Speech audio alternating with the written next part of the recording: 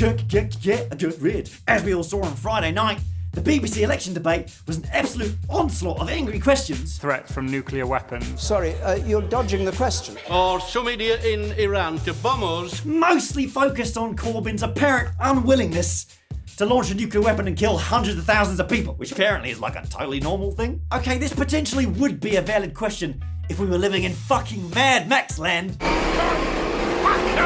Fine, except Corbyn also came under fire for his supposed support of the IRA in the 80s. At you some were talking point, to them when they was finish? killing their people, their women and children. You were talking to them. Hang on, what?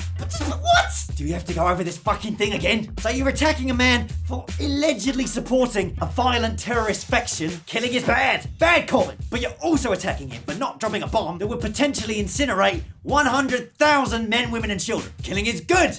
Bad, Corbyn. Well, actually, I know someone who would. Is she personally prepared to authorise a nuclear strike that could kill 100,000 innocent men, women and children? Yes. Yeah, that's right. Ain't she great? We will be together someday. Also, Corbyn and the IRA. Just so you know, we already fucking covered that in the last fucking video. Can we wind back the tape? In opening that dialogue between the parties, Corbyn was absolutely instrumental in facilitating the peace process, which ended military action in Northern Ireland. As a result, in 2013, Corbyn was awarded the Gandhi Peace Prize. There we go, because as Jeremy Corbyn said, and I wanted to bring about peace in Ireland. You have to talk to people with whom you don't agree. And I did. Except that's usually most productive when you're trying to bring about a peace process like Corbyn did, rather than this fucking shit. We do have a very strong relationship with Saudi Arabia. That is important for this country. Saudi Arabia is, quote, the largest state sponsor in terms of weapons funding of Wahhabi and Salafist jihadism, the ideological basis of terror group ISIS.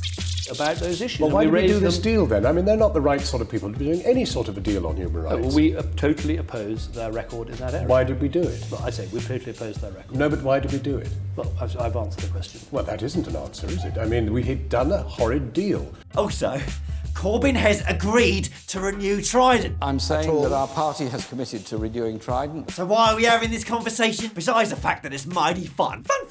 But let's get real for a second.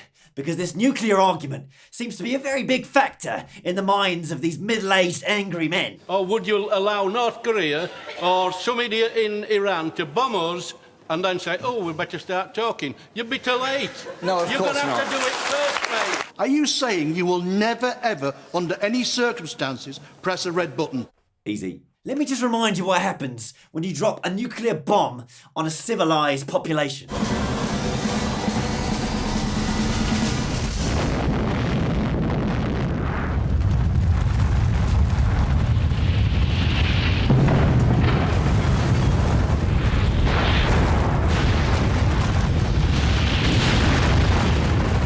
Hiroshima, 1945. 90,000 to 146,000 were killed in total, and roughly half of those deaths occurred on the first day. Please also bear in mind that the bomb used was only 15 kilotons. Now, modern nukes are roughly 1,000 times more powerful. The US has 10,000 nuclear warheads, and the UK has a measly 160. But experts estimate that it would only take about 10 to 100 to make the Earth uninhabitable.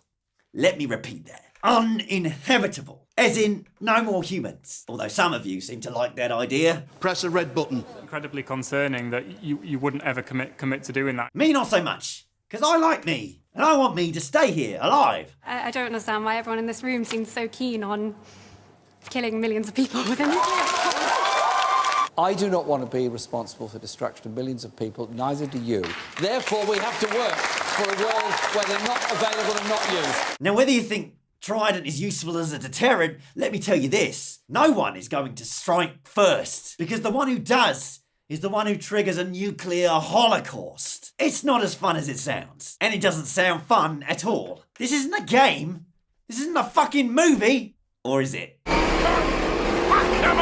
And the climate change denying idiot who just pulled out of the Paris Agreement has one of the biggest nuclear arsenals on the planet. The Paris Climate Accord is simply the latest example of Washington entering into an agreement that disadvantages the United States. And if he ain't first, he damn sure will be second. You know, if his tiny hands can find the red button. Oops. Or maybe the fun button. In other news, a new branch of the Conservative Party has just recently been established. The right-wing Nuclear Death Squad. Please meet the chairman. To bombers. The managing director. Press a red button. Head of sales. How would you react? And last but not least, the toilet cleaner. You wouldn't push the button. They meet on Tuesdays and Thursdays at the Starbucks in Victoria Station. Until next time,